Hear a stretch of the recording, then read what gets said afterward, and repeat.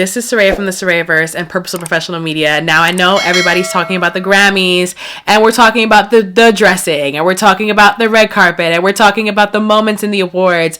But what if I told you that the Grammys actually, right, can unlock new heights or help you unlock new heights in your career?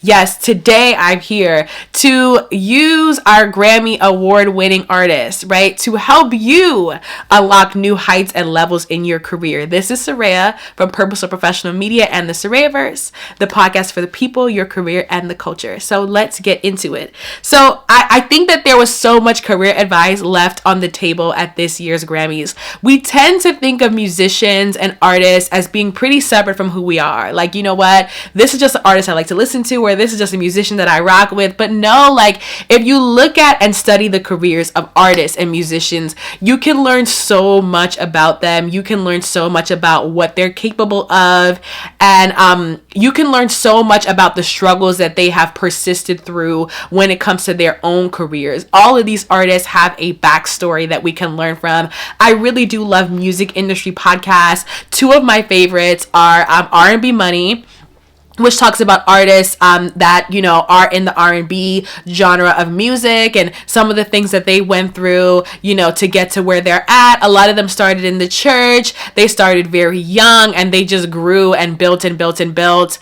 And then I also love listening to Drink Champs, which mainly focuses on rappers and cultural influencers and how they got to where they're at. So when listening to both podcasts and also my Breakfast Club interviews, which you can't forget about those, it became very evident to me that this just wasn't luck. They worked for it. They worked for it. And when these artists speak, we have to listen. Even if you feel like you work a dead-end job that you're not passionate about, or you might have started a business that's struggling, like, these are moments of inspiration that the culture can tap into. And there were some things that these artists said that I really don't want to just become another cultural moment or another meme or another, you know, reel that we like and comment on but don't fully reflect on. I wanted to bring their comments to the forefront and really have a conversation about some of the things that they said. So are you ready? Let's go. So first, I want to talk about Alicia Keys addressing DEI.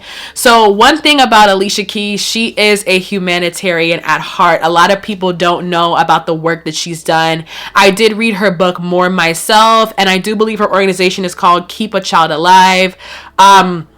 She has done so much work, especially she has done a lot of anti-AIDS advocacy as well in Africa. She really is someone who she has such a heart to speak to the collective. I was really, really excited to hear that. Not only did she win the Dr. Dre Global Humanitarian Award, but also Hell's Kitchen, the play that is based on her life. Not only did it sweep the Tony Awards, I heard that it did last year, but also this year it received a Grammy for musical theater Broadway.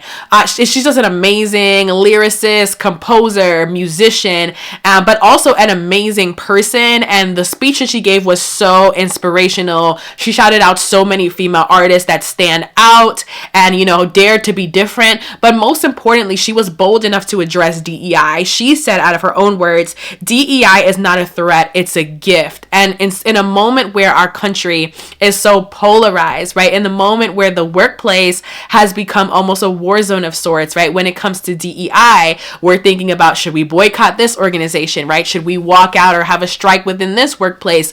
We really are watching DEI, something that we worked hard for and that, you know, we actually needed in the workplace. We're watching it crumble. And for her to take that bold stance as an artist, as a creative, also someone who is housed in an industry that might not want DEI but desperately needs it. I talk about entertainment being so powerful, right? Like, what we see affects what we believe. So seeing artists up there that look like us, seeing shows that reflect our experience, it affects how we see ourselves and it affects how we see the world. So I really love the fact that she addressed it so openly.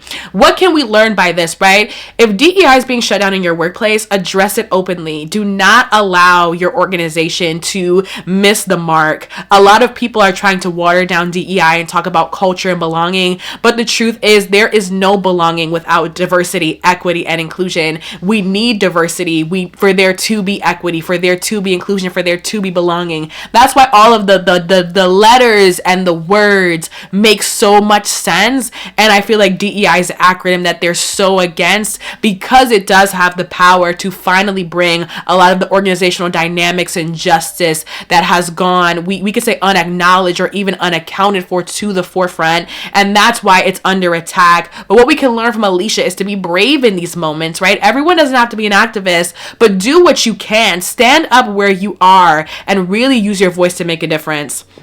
Next, I want to talk about what Beyonce said. Congratulations to Beyonce, who stood in her queendom, an example and inspiration to all women leaders. But I want to talk about what she said about genre, right? So she said that genre is a code word to keep us in our place as artists. We might not all be artists, but the truth is Beyonce is acknowledging, a very dark secret. Well, not dark secret, but a dark part of the music industry, particularly when it comes to genre. People are often told stay in their place. And I can think of today, as I started this initiative, and I try to interview diverse professionals, I can think of today as one of the major issues in our society being that we tell people what to do professionally. If you're good at tech, don't bother going into marketing. If you're good at engineering, don't bother going into biotech. When in reality, I truly do believe that college prepares us somewhat for our jobs, but it doesn't necessarily give us all the tools that we need. See, college is only half of the equation. I wouldn't even say half. It's maybe 10% of the equation. I think there was a study that said how many years, 15 years after college, 70% of college educated people do not work in a job pertaining to their major. You are beyond your major and what you studied in college. You are beyond your first few jobs. I truly believe embracing the beginner's mind. Most jobs are learnable. Granted, there are certain jobs where the opportunity cost of education is well worth it. I mean, at the end of the day, if you want to be a doctor, you got to go to medical school. If you want to be astrophysicist, you need to be well learned in astrophysics. I totally get that, because they're making decisions that are very, very consequential. But there are other jobs that are really more reliant on passion and vision and you wanting to do something rather than you having all the answers. So I would encourage you all to find and seek jobs that really speak to who you are as people. Don't be boxed in or let somebody tell you that you can't be creative and analytical, or you can't be an entrepreneur and a great speaker, or you can't be, working in corporate and doing content on the side. No, your life is what you make it, right? Beyonce told y'all, don't let the genres box you in. How you start is not where you're going to end up. Take me, for example. I'm here doing content, but I dream of not just being an individual creator, but actually doing big things in media, having a production company, having an entertainment company. And I'm building towards that. So I'm not going to let people box me in and tell me that I'm just a creator. I'm going to be more than that. And that's what I think Beyonce is encouraging us all to be be more, be more. Now I want to talk about Doechii, right? So Doechii is a fave on LinkedIn. A lot of people are talking about Doechii and what she said, but I really do want to reference Doechii. Doechii talked about not allowing anybody to project stereotypes onto you, and also not allowing people to tell you, that you can't be here, right? You know what you deserve. At the end of the day, Doechii has proven that you can make a way for yourself through your own talent. I do believe she went from content creation into music. She's another, we could say, Queen Naja. She made the transformation from being a content creator to also being a musician. Start where you are. With the anti-DEI sentiments, with so many sentiments out there, people might want to tell you that you don't belong or that you can't fit in, but don't allow those voices to affect you. I think that was maybe the greatest bit of career advice that anybody could have given on that set that day at that Grammys event. She really came and she was so grateful, but she also wanted people to know, especially people of color, especially Black women, right? Honestly own who you are in this moment, right? Take up space in this moment and really understand that whatever room you are in, you belong there. What was Doechii talking against in that moment? She was talking against imposter syndrome, the same imposter syndrome that makes us feel like we're not worth it or that we're less than, right? We shouldn't let these thoughts brew up in our heads or in our minds. We should know that we're worthy and we should trust that we're worthy. So I really did appreciate Doechii for that, and I appreciated her realness.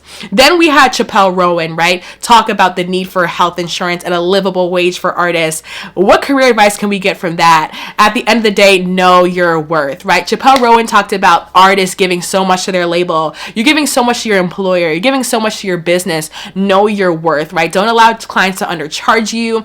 Don't allow people to tell you that you're not worth that pay raise. Know your worth, express agency, and do what Chappell did, stand up for yourself, right? Stand up for yourself, and not only advocate for yourself, but advocate for others to receive a fair wage. Unfortunately, we still have a gender-based pay gap. And that's one of the things that we talk about on this podcast. Advocate for yourself to get a fair wage, right? Understand that you are worthy and that the people around you are worthy. Speaking of worth, right? I want to end with a quote that Will Smith said about Quincy Jones, right? Quincy Jones told him that it is your job to take care of these people, referencing his career in media and his time at the Fresh Prince. It is your job, if you are a leader, a manager, another employee, to take care of the people around you, right? Make sure that your career has a positive ripple effect, that people can always say that they loved working with you because you were kind. I think sometimes we think that kindness doesn't matter, but the human things always matter, right? Being a great human always matters. And I'm really, really glad that Quincy Jones' life could have been remembered in such a positive and such a wonderful way, because at the end of the day, yes, take care of your people at work, especially my managers and my leaders and people that have people under them, people who have subordinates. Take care of your people at work, right? Don't be a bad boss. Don't be a dictator. Understand that how you treat people will have an impact on their career and their life and their families, and it will just ripple outwards. Mentor people, help people, right? Give parts of yourself today. Okay, so this is Surayya from the Sarayaverse and Purposeful Professional Media. Like, comment, and subscribe. What career advice did you get from this year's Grammys? I want to hear it. Okay, take care. Bye. Peace. I'm out.